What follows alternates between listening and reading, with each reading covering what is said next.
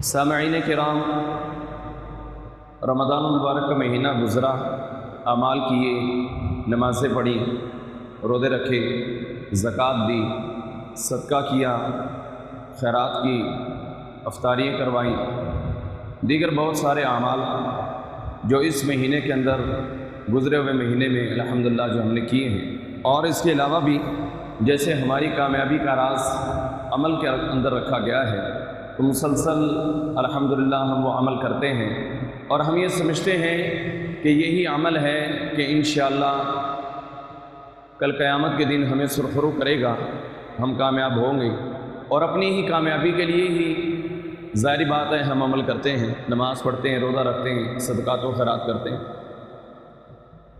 آج کی اس مختصر خطبہ جمعۃ المبارک میں اسی حوالے سے تھوڑی سی وضاحت کرنا چاہتا ہوں کہ اعمال ہم نے گزشتہ مہینے میں بھی کیے اور مسلسل کرتے چلے آ رہے ہیں۔ اللہ رب العالمین کو یہ عمل قابل قبول بھی ہیں کہ نہیں؟ اللہ ہمارے کیے ہوئے عمل کو پسند بھی کرتا ہے کہ نہیں کرتا؟ اللہ رب العالمین کے ہاں اعمال کی قبولیت ہو بھی رہی ہے کہ نہیں ہو رہی؟ قرآن و حدیث میں چند ایک شروط عمل کی قبولیت کے حوالے سے پائے جاتے ہیں۔ اختصار کے ساتھ میں ان کا ذکر کروں گا۔ اللہ رب العالمین سے دعا ہے اللہ ذو جلال قرآن اور حدیث کے مطابق بیان کرنے کی، اور پھر ہم تمام احباب کو عمل کرنے کی توفیق عطا فرمائے۔ اللہ کی جو عبادت ہم کرتے ہیں وہ عمل کی صورت میں ہی ہے۔ نماز ایک عمل ہے لیکن اللہ کی عبادت ہے، صدقہ ایک عمل ہے لیکن اللہ کی عبادت ہے، زکوٰۃ ایک عمل ہے لیکن اللہ کی عبادت ہے، حج اور عمرہ ایک عمل ہے لیکن اللہ کی عبادت ہے۔ تو یہ جو اعمال ہم کر رہے ہیں، دوسرے معنی میں جو اللہ کی عبادت ہم اپنی طرف سے کر رہے ہیں، اب ہم نے دیکھنا یہ ہے کہ جن نیکیوں کو ہم اکٹھا کر رہے ہیں، ایک تھیلے میں ڈال رہے ہیں، کیا اس تھیلے کے اندر کوئی سوراخ تو نہیں ہے کہ ہم نیکیاں کر کر کے تھیلے میں ڈالتے جائیں اور کل قیامت کا دن ہو تو ہمیں معلوم ہو کہ جس شاپر میں، جس تھیلے میں آپ نے اپنی نیکیاں ڈالی تھیں اس میں تو سوراخ تھا، وہ نکل گئی، وہ ختم ہو گئی، وہ رائے گاہ چلی گئی، وہ بیکار ہو گئی، تمہارا کیا ہوا عمل ہمارے تک تو پہنچا نہیں، تمہاری کی ہوئی عبادات وہ ہمارے تک آئی نہیں، آپ نے جو بھی کیا اپنے تک کیا، لیکن اس محنت کو ہم کوئی چار چاند آج قیامت کے دن نہیں لگا سکتے، اس لیے کہ وہ عمل ہماری شرائط کے مطابق نہیں تھا۔ بڑا اہم موضوع ہے، بہت لمبا بھی ہے، لیکن میں بالکل اختصار کے ساتھ آپ کے سامنے رکھوں گا۔ عمل اللہ اس بندے کا قبول کرتا ہے جو موحد ہو۔ مشرک بندے کا کسی بھی قسم کا عمل اللہ قبول نہیں کرتا۔ جس بندے کے دل میں ایمان نہیں ہے اس کا عمل کبھی بھی قابل قبول نہیں ہے۔ وہ بھلے محنت کرے، وہ نمازیں پڑھے، وہ روزے رکھے، وہ خیرات دے، وہ زکوٰۃ دے، وہ عطیات دے، وہ جناب ہاسپٹل بنا کر لوگوں کی خدمت کرے، کوئی بھی کام وہ کرتا پھرے، لیکن اگر ایمان سے وہ خالی ہے، توحید سے خالی ہے، عقیدہ اللہ کے متعلق اس کا درست نہیں ہے، اس کا عمل اللہ قبول نہیں کرتا۔ مشرک بندے کی کوئی عبادت قبول نہیں ہے۔ جو بندہ شرک کرتا ہے اس بندے کا ایک بھی عمل اللہ کے ہاں قابل قبول نہیں ہے۔ تو عمل جو ہم کر رہے ہیں، اس عمل سے پہلے ہم نے دیکھنا ہے کہ ہمارا اللہ پر ایمان اور یقین ہے۔ اگر ایمان کامل ہے، یقین کامل ہے، تو پھر جو عمل ہم کر رہے ہیں اس کی قبولیت کی مزید دعا کریں کہ اللہ اس عمل کو قبول کر لے، ہم نے تیری بتلائی ہوئی شرائط کے مطابق یہ عمل کیے۔ تو توحید کا کسی بھی عمل سے پہلے ہونا یہ انتہائی اہم شرط ہے. بغیر توحید کے اللہ رب العالمین کسی بندے کا کوئی عمل قبول نہیں کرتا. مواحد ہونا شرط ہے. دیکھنا ابو جہل تھا، وہ اپنے دور میں جب وہ سردار تھا، اپنے دور میں وہ بیت اللہ کا متولی تھا، پاسدار تھا، اس کے خرچے اخراجات وہ خود برداشت کرتا تھا. اور جو لوگ اللہ کے گھر کی زیارت کرنے کے لیے آتے تھے وہ ان کو اپنے ہاتھ سے ستو بھی گھول کے پلاتا تھا، ٹھنڈے پانی کا انتظام کرتا تھا، اور اپنے ہاتھ سے زمین کے اندر میخے گاڑ کے ان کے لیے خیمہ بستی کا بھی اہتمام کرتا تھا. آج بھی آپ نے دیکھا ہے عرفات میں کس طرح سے خیمے لگے ہوتے ہیں کہ لوگ وہاں پر رہتے ہیں. تو خیمہ بستی وہ اپنے ہاتھ سے قائم کرتا تھا، اللہ کے گھر کا پورا انتظام اس کے پاس تھا، لیکن اللہ رب العالمین نے اس کے عمل کو قبول نہیں کیا اور 2 ننھے بچوں سے اسے جہنم حاصل کروا دیا. 2 چھوٹے بچوں سے جہنم حاصل کروا دی. عمل اس کا دیکھیں کتنا بڑا ہے کہ وہ اللہ کے گھر کا پاسبان ہے، اللہ کے گھر کا وہ متولی ہے، اللہ کے گھر کو وہ چلانے والا ہے، اس کے انتظامات انصرام. اور وہ لوگ اسے اپنے لیے باعث فخر سمجھتے تھے کہ ہم اس قابل ہو گئے کہ اللہ کا گھر چلا رہے ہیں. لیکن ایمان سے چونکہ وہ خالی ہے، توحید سے وہ خالی ہے، اللہ کی ذات کے ساتھ بھی شرک کرتا ہے. اور سب سے بڑی جو خرابی ان کے اندر تھی، انہوں نے محمد رسول اللہ صلی اللہ علیہ وسلم کی رسالت کا اقرار نہیں کیا. اللہ رب العالمین نے اعمال برباد کر دی، عمل برباد کر دی. یہ ایک عام مسجد ہے، یہ والی مسجد ایک عام مسجد ہے گوری ٹاؤن کی. آپ اس کی اگر صفائی کریں، آپ اس کا خیال کریں، آپ اس کی مسجد میں پائی جانے والی مٹی کو اٹھائیں اور باہر پھینکیں، حتیٰ کہ ایک تنکا اس مسجد کے اندر گرا ہوا ہے، آپ اس کو اٹھائیں باہر پھینکیں، کل قیامت کے دن وہ تنکا گواہی دے گا کہ اللہ تیرے گھر کو اس نے صاف کیا تھا اور اٹھا کے مجھے باہر پھینکا تھا. یہ گواہی دے گا. یہ عام مسجد ہے، لیکن ایک طرف بیت اللہ کا وہ متولی ہو لیکن توحید سے خالی ہو، اللہ سارے اعمال برباد کر دے. اور 28ویں پارے میں اللہ کیا فرما رہے ہیں جو شروع میں نے آیت پڑھی ہے، وَمَن يُؤْمِن بِاللَّهِ وَيَعْمَلْ صَالِحًا. العمل بعد الایمان، عمل جو ہے وہ ایمان کے بعد ہے.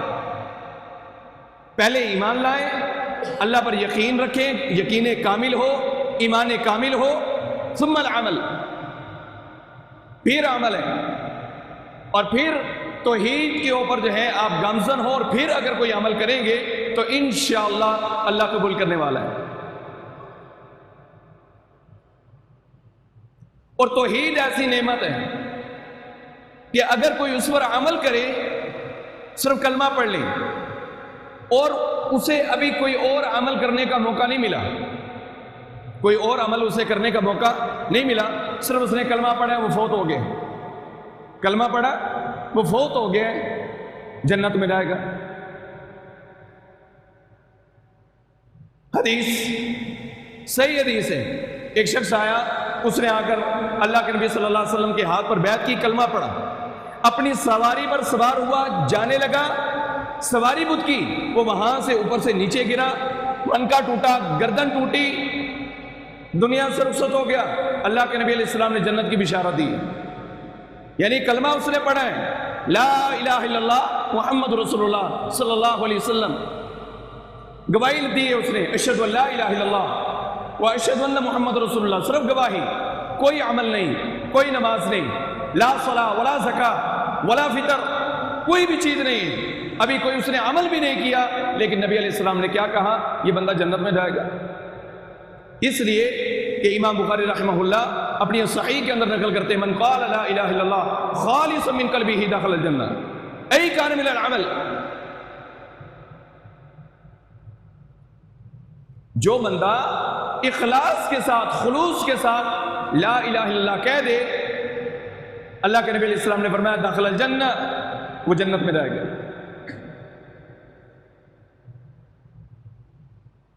تو عمل سے پہلے ایمان توحید یہ شرط ہے. وَمَن يُؤْمِن بِاللَّهِ وَيَعْمَلْ صَالِحًا وقال تعالى إِنَّ الَّذِينَ آمَنُوا وَعَمِلُوا الصَّالِحَاتِ كَانَتْ لَهُمْ جَنَّاتُ الْفِرْدَوْسِ نُزُلًا. ان الذین آمنوا وعملوا الصالحات، بے شک وہ لوگ جو ایمان لے کر آئے، وعملوا الصالحات پھر عمل صالح کریں، واو بمعنی ثم دین، آپ ایمان لائیں پھر عمل کریں، کانت لہم جنات الفردوس نزلا، اللہ فرماتے کہ مہمان نوازی جنت الفردوس میں ہم کریں گے. ایمان ضروری ہے. اپنی مشکلات میں، اپنے مسائل میں، اپنی تکلیفوں میں، اپنی بیماریوں میں کبھی بھی اللہ کے در کو نہ چھوڑیں. کسی کے پیچھے نہ لگ جائیں کہ فلاں جگہ پہ جائیں گے تو ہمارے بچے کو آرام آ جائے گا، فلاں جگہ پر جائیں گے ہم ٹھیک ہو جائیں گے، فلاں سے دھاگا لے لو، فلاں سے تعویذ لے لو، فلاں سے فلاں لے لو. سب غلط ہے، اس لیے کہ شفا دینے پر قادر صرف اللہ ہے. وَإِذَا مَرِضْتُ فَهُوَ يَشْفِينِ، جب میں بیمار ہوتا ہوں تو شفا وہ دیتا ہے، ٹھیک وہ کرتا ہے. یہ دھاگے، یہ کنڈے، یہ کڑے، یہ کچھ بھی نہیں کر سکتے. اور پھر جو بندہ انہی کے اوپر توکل کرتا ہے، اللہ کے نبی صلی اللہ علیہ وسلم نے فرمایا، مستدرک الحاکم کی یہ روایت ہے، مستدرک للحاکم، من علق شیئا فقد وکل الیہ، جو بندہ کسی چیز کو لٹکا لے، وہ تعویذ ہو، وہ کڑا ہو، وہ دھاگا ہو، فقد وکل الیہ، اللہ اس کا توکل اسی کے اوپر ہی کر دیتا ہے کہ بس یہاں تک ہی محدود رہنا. جبکہ توکل کس کے اوپر کرنا ہے؟ اللہ پر. اللہ قرآن میں فرمایا وَمَن يَتَوَكَّلْ عَلَى اللَّهِ فَهُوَ حَسْبُهُ، جو اللہ پر توکل کرے اللہ اس کے لیے کافی ہو جاتا ہے. تو عمل سے پہلے ایمان لے کر آئیں، ایمان شرط ہے. اور ایک خادم تھا خدمت کرنے والا، اللہ کے نبی صلی اللہ علیہ وسلم کی اس نے بڑی خدمت کی، بڑی خدمت کی، بڑی خدمت کی، بڑی خدمت کی. اللہ اکبر. جب آپ چھوٹے سے تھے تب سے خدمت شروع کی. دادا ہاتھ پکڑا کر گئے تھے کہ آپ چونکہ چچا ہیں آپ ان کو پال لینا. ابو طالب ہے، بڑی خدمت کی اللہ کے نبی صلی اللہ علیہ وسلم کی، حتیٰ کہ مشرکین نے جب یہ کہا کہ آپ کا بھتیجا یہ توحید کی دعوت دیتا ہے، فلاں کرتا ہے، آپ اس کو منع کریں. نبی علیہ السلام نے اسے کیا کہا کہ اگر میرے ایک ہاتھ پر سورج اور ایک ہاتھ پر چاند بھی رکھ دے جائے میں باس نہیں آؤں گا. کہا کہ تمہاری ہوا کی طرف بھی کوئی نہیں دیکھے گا، تم کرو، تم اپنا عمل جاری رکھو، تبلیغ جاری رکھو، تمہیں کوئی دیکھے گا نہیں. لیکن جب موت کا وقت آیا اللہ کے نبی صلی اللہ علیہ وسلم کیا فرماتے ہیں، چچا میرے کان میں لا الہ الا اللہ کہہ دو، میں اللہ سے سفارش کر دوں گا. لیکن نہیں، وہ نصیب نہیں ہوا، کلمہ نصیب نہیں ہوا، توحید نصیب نہیں ہوئی، اور اسی حالت میں وہ دنیا سے چلے گئے. صرف خدمت کی بنیاد پر اتنی سی صرف تخفیف ہوئی ہے کہ اللہ کے نبی صلی اللہ علیہ وسلم فرماتے ہیں کہ جہنم کی 2 جوتیاں میرے چاچے کو پہنائی جائیں گی، لیکن وہ جوتیاں اس طرح ہیں یغلی منہما دماغہ،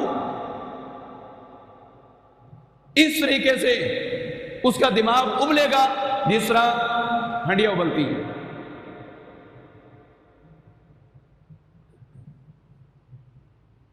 ہم دیکھتے ہیں اپنے معاشرے میں بہت سارے لوگ بڑی خدمت کر رہے ہوتے ہیں، بڑی خدمت کر رہے ہوتے ہیں، اور ہم یہ کہتے ہیں یہ معاشرے کا بڑا اچھا انسان ہے. حقوق اللہ، حقوق العباد دونوں لازم ہیں، ایک لازم نہیں ہے. اگر کوئی حقوق اللہ کے پاس ساری کرتا ہے، حقوق العباد کی نہیں کرتا، اللہ کے ہاں مجرم ہے. اور اگر کوئی صرف حقوق العباد کے اوپر عمل کرتا ہے اور حقوق اللہ کے پاس ساری نہیں کرتا، وہ بھی اللہ کے ہاں مجرم ہے. دونوں صورتوں میں مجرم ہے. لیکن وہ بندہ مجرم نہیں ہوگا جو اللہ کا حق بھی دیتا ہے اور لوگوں کا حق بھی دیتا ہے، وہ مجرم نہیں ہے.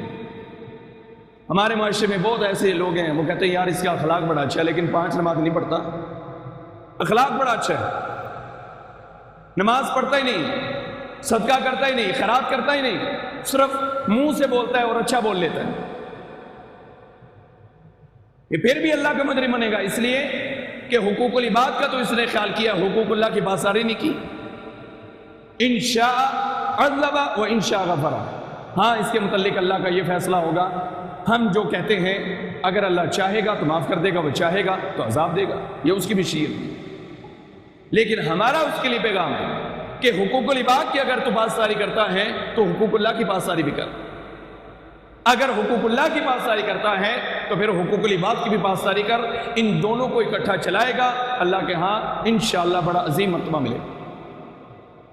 تو احباب گرامی، کسی بھی عمل سے پہلے ایمان اور توحید یہ شرط اول ہے. بغیر ایمان کے، بغیر توحید کے، بغیر کلمہ لا الہ الا اللہ کے اللہ کسی بھی عمل کو قبول نہیں کرتا.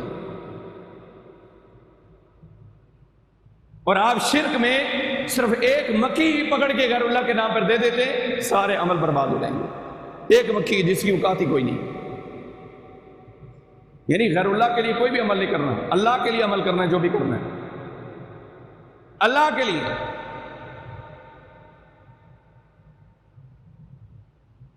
کئی باتیں میرے ذہن میں آ رہی ہیں لیکن ٹائم اجازت نہیں دیتا. دوسری شرط کی طرف چلتے ہیں. یعنی عمل میں ایمان، اور جب ایمان پیدا ہو جائے پھر آپ کا عمل بھی ہو، لیکن اس عمل میں اخلاص شرط ہے. اس عمل میں پھر کیا ہے؟ اخلاص شرط ہے. ایمان ہے، پھر آپ نے عمل شروع کر دیے، نماز پڑھتے ہیں، روزہ رکھتے ہیں، زکوٰۃ دیتے ہیں، خیرات کرتے ہیں، سارے کام کر رہے ہیں. اب اس میں کیا شرط ہے؟ اب اس میں شرط ہے اخلاص.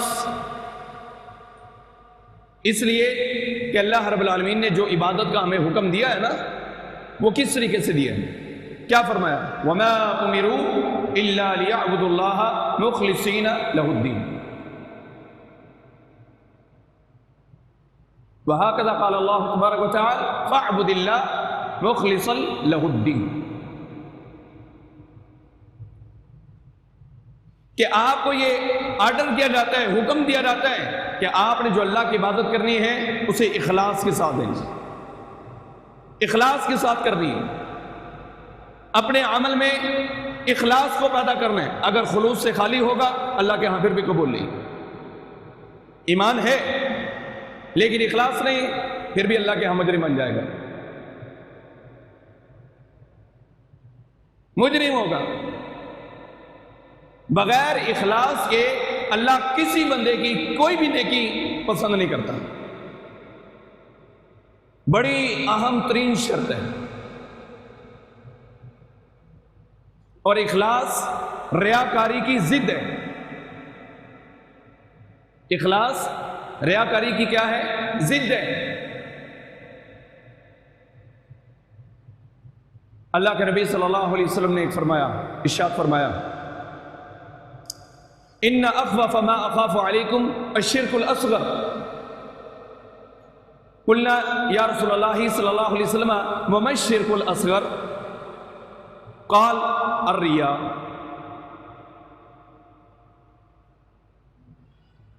نبی علیہ السلام فرماتے ہیں کہ سب سے زیادہ جو مجھے خوف ہے تمہارے اوپر وہ یہ ہے کہ آپ شرک اصغر میں مبتلا ہو جائیں گے. شرک اصغر میں صحابہ کرام حیران ہو گئے، پریشان ہو گئے اور کہا قلنا یا رسول اللہ صلی اللہ علیہ وسلم وما الشرک الاصغر.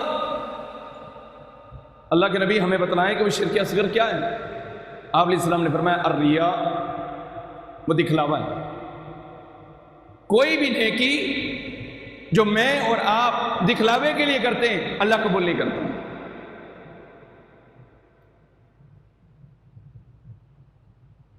اگر کسی کو بتلانا یا دکھلانا مقصود تھا کہ میں نے یہ والا عمل کیے، اللہ کے ہاں اس کا آپ کو کوئی درجہ نہیں ملنے والا. اور آپ فرماتے ہیں کہ مجھے ڈر ہے سب سے زیادہ کہ آپ لوگ اس میں مبتلا ہو جائیں گے. اور یقیناً ہم اپنی کی ہوئی نیکی پر اتراتے ہیں کہ میں نے یہ کیا، میں نے رمضان میں یہ کیا، میں نے اتنے روزے رکھے اور اتنے رکھوائے، میں نے اتنا خیرات کی، میں نے اتنے صدقات دیے، میں نے یہ بھی کیا اور میں نے وہ بھی کیا. انسان اتراتا ہے، اور جب وہ اتراتا ہے اللہ اس کے عمل کو برباد کرتا ہے، اللہ اس کے عمل کو ختم کرتا ہے، اللہ اس کے عمل کو رائیگاں کرتا ہے۔ اور اس طرح کے پھر بندے کہ جنہوں نے حالانکہ محنت بھی کی، رمضان کے روزے رکھے، صدقات دی، خیرات کی، سب کچھ کیا، لیکن قیامت کے دن یہ آیا ہے عاملۃ ناصبہ تصلی نارا حامیہ، عمل کر کر کے تھکا ہوا تھا لیکن جہنم میں ڈالو اس کو۔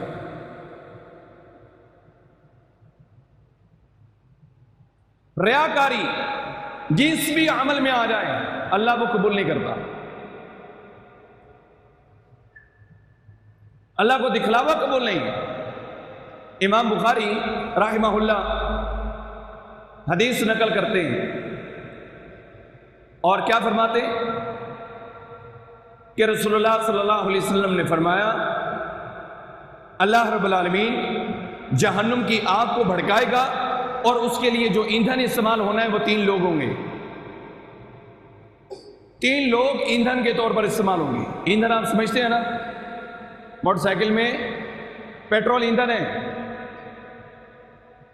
بائی سائیکل میں، کار میں، ٹریکٹر میں، ٹرالی میں وہ جو چل رہی ہے نا وہ ایندھن کے طور پر پیٹرول استعمال ہو رہے ہیں۔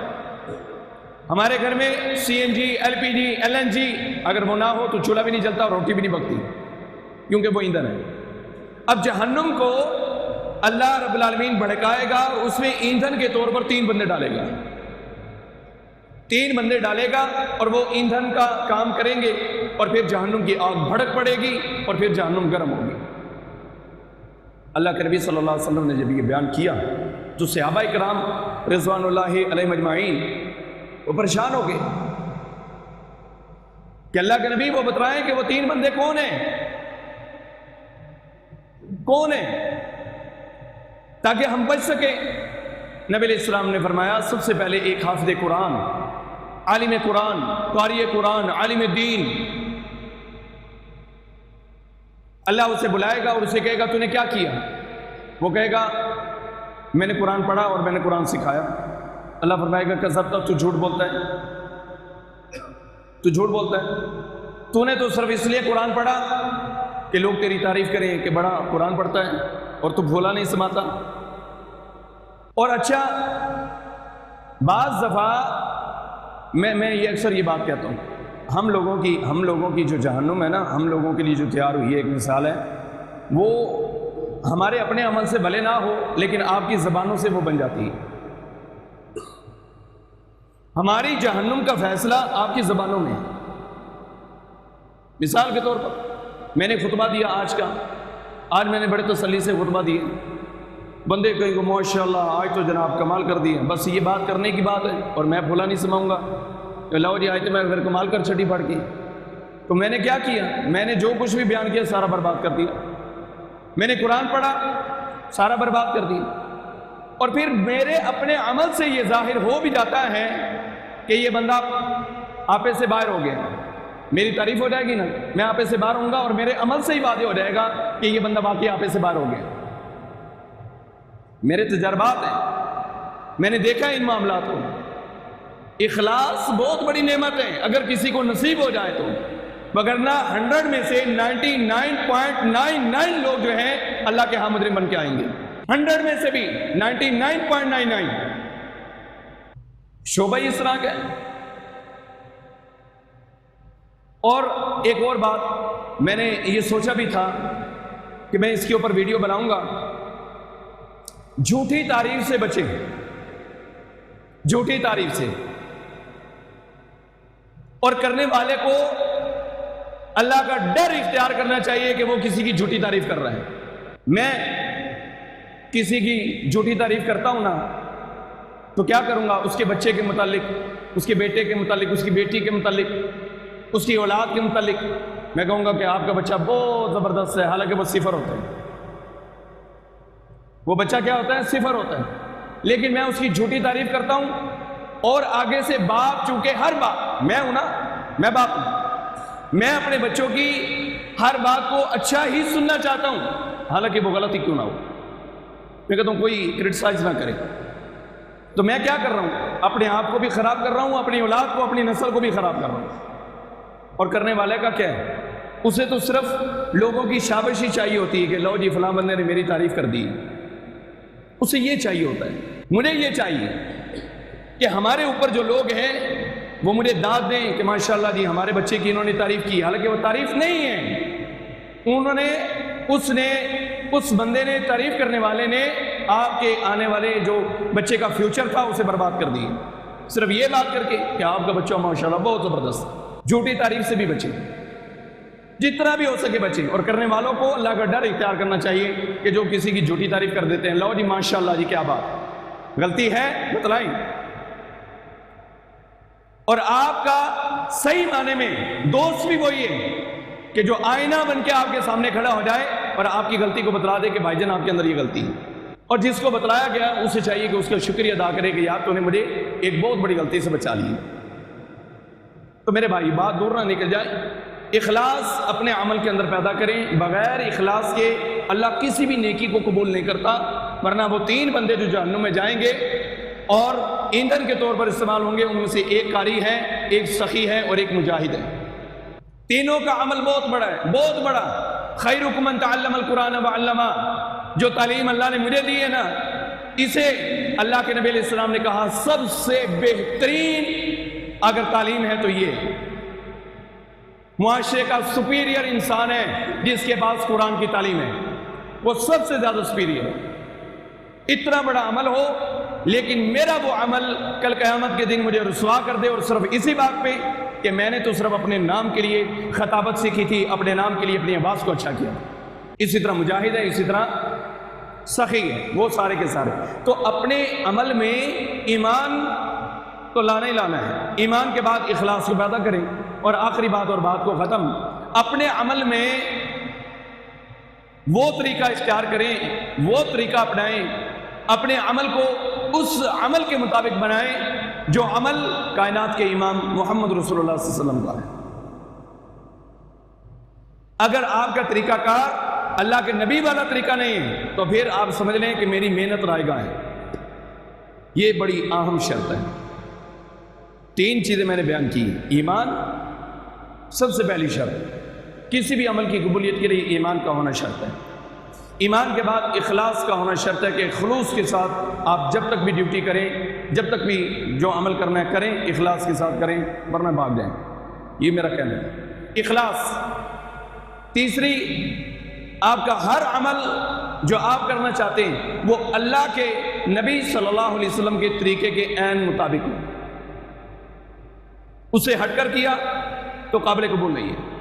اس لیے کہ اللہ فرماتے ہیں لَقَدْ كَانَ لَكُمْ فِي رَسُولِ اللَّهِ أُسْوَةٌ حَسَنَةٌ، کہ ہم نے آپ کے لیے کائنات کے امام محمد رسول اللہ صلی اللہ علیہ وسلم کو اسوہ حسنہ بنایا ہے۔ اب ان سے بڑھ کر کسی اور بندے کا عمل نہیں ہو سکتا۔ کیا خیال ہے؟ کیا ہو سکتا ہے؟ کسی کا بھی نہیں ہے۔ سب سے بہترین عمل اللہ کے نبی علیہ السلام کا ہے، سب سے بہترین راستہ اللہ کے نبی صلی اللہ علیہ وسلم کا ہے، وَخَيْرُ الْهَدْيِ هَدْيُ محمد صلی اللہ علیہ وسلم۔ تو جب اللہ کے نبی کا عمل ہی سب سے اچھا ہے تو پھر کوشش کریں کہ اپنی کمیوں کوتاہیوں کو چھوڑتے ہوئے اللہ کے نبی کے طریقے کو اپنائیں، اس کی کوشش کریں۔ جب آپ اس پر لگ جائیں گے آپ کا عمل ٹھیک ہو جائے گا۔